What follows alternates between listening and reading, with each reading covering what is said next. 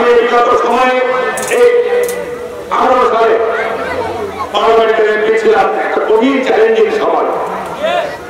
এই সময়ের মধ্যে আল্লাহর কাছে দোয়া করতাম এরকম কিছু সময়ে পার্লামেন্টে অংশগ্রহণ করেছি, পার্লামেন্টে যেন যথাযথ দায়িত্ব এবং ভূমিকা পালন করতে পারি।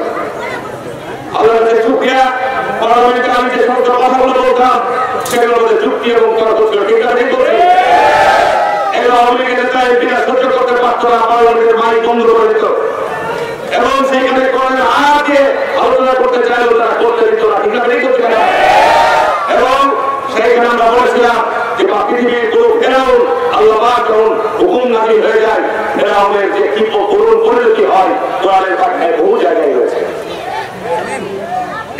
এই বিষয়গুলো সতর্ক করার পরেও শেখ হাসিনা ফেরাউনের উত্তরসূরি হিসাবে বাংলাদেশে যে ফেরাউনের শাসন কায়েম করেছিল, আল্লাহর ফায়সালা দেখেন কি একটা চূড়ান্ত ফায়সালা এসে গেল যে শেখ মুজিবের ছবি ছাদের উপর ঘরের উপর কত যত্ন করে হাজার হাজার টাকা খরচ করে বানিয়েছিল। কিন্তু আমি ঠিক বলছি আর বলেছিল যে শেখ মুজিবের ছবি যদি কেউ বেয়াদবি করো, কেউ থুতু মারো, কেউ ঢিল মারো বা কেউ অবমাননা করো, তার শাস্তি হবে মৃত্যুদণ্ড। বাংলাদেশের 90% মানুষ মুসলমান, মনে মনে জায়গায় জায়গায় এইভাবে মূর্তি বানানোর প্রতিবাদ করেছে সর্বপ্রথম এদেশের আলেম সমাজ।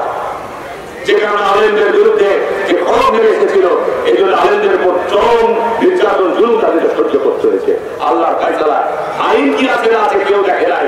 যখন হাসিনা বাংলাদেশ থেকে নাই, সঙ্গে সঙ্গে একদিনের মধ্যে সারা বাংলাদেশ থেকে যত মূর্তিবাদ প্রতিভা ছিল সব ভেঙে চুরমার করে দিয়েছে।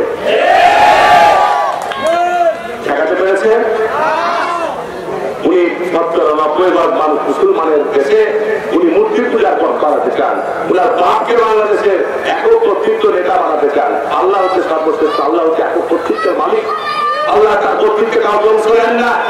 এটা পবিত্র কোরআনে পরিষ্কার আল্লাহ বলে দিয়েছেন, আল্লাহর কর্তৃত্বে কাউকে অংশীদার করেন না। আল্লাহ একক, আল্লাহ অদ্বিতীয়। শেখ হাসিনা বাংলাদেশের মাটিতে এমন একটা শাসন কায়েম করতে চেয়েছিলেন যে উনি ছাড়া উনার এমন একটা ধারণা তৈরি হয়েছিল মানুষের মধ্যে যে শেখ হাসিনা না মারা যাওয়া পর্যন্ত মনে হয় আর ক্ষমতা থেকে সরানো যাবে না। ঠিক বলছি, আল্লাহর ফায়সালা বড় ফায়সালা ভাই, তরুণ ফায়সালা। সেই ফায়সালা